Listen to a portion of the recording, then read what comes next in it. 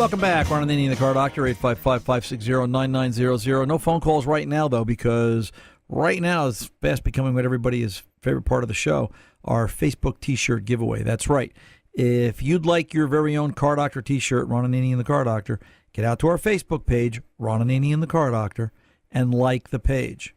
It's all you have to do. Well, that, and you have to ask us a question. We're looking for information. We want to see what makes you guys tick, and we've decided to entice it a little bit. We're going to get you to like the page, ask a question. We choose your question, answer it up here on air, this segment, this portion of the hour every week. We send you a Ron Ananian, the Car Doctor T-shirt.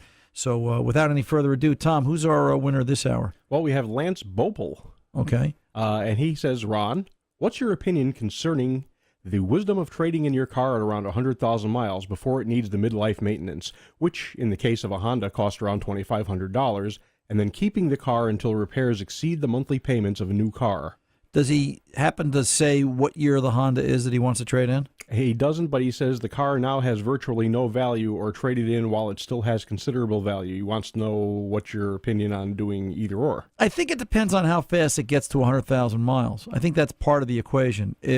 And I've seen this. We just had a 2013 Ford Escape in the shop that was, 3 years old, just about 2.5, 3 years old. It's got 103,000 miles on it. Sounds like mine. Yeah. Well, yeah. And, it's so at what point now all they've done to the car is brakes and tires, a little bit of suspension work, some oil changes, things like that, but they haven't put a lot of money in the car. And you have to believe that now 100,000 miles is half-life. I call it the half-life of the car. It's most cars today will go 200,000 miles. So at that point, does it pay for him to put $2,500 in it or drive it to the 200,000 mile mark?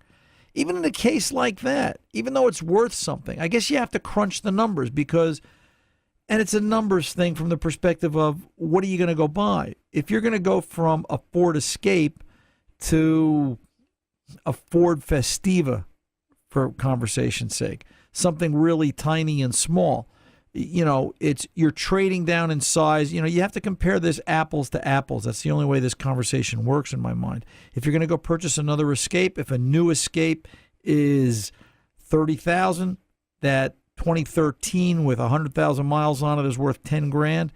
You're still going to have to lay out $20,000 to buy that car. So $20,000, $2,000, a little bit of maintenance.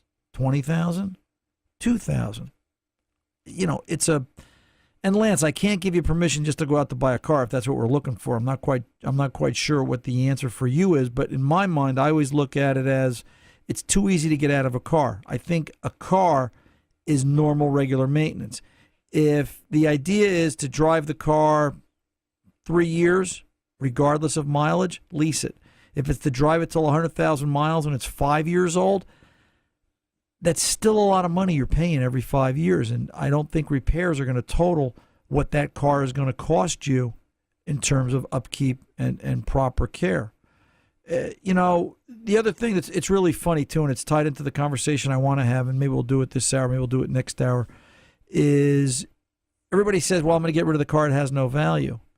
But yet we get phone calls in the shop all the time for people that are looking for cars for their teenage son or daughter with 5,000 miles as the budget.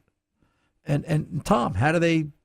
Yeah, well, like with me, I mean, my daughter got her driver's license. She's a senior in college. I gave her my old Escape, which had 186,000 miles on it. Still a viable vehicle. And right. It, for her purposes, works like a champ. And if you had to go out and buy a car for her, it'd be at least $10,000. It'd be at least $10,000. Yeah, so I bought myself a car because I put a lot of miles on it every year. Right. So. And I guess I'll close it by saying I don't fall into the trap of the market telling me what a car is worth. I look at my pocketbook and say, can I afford it?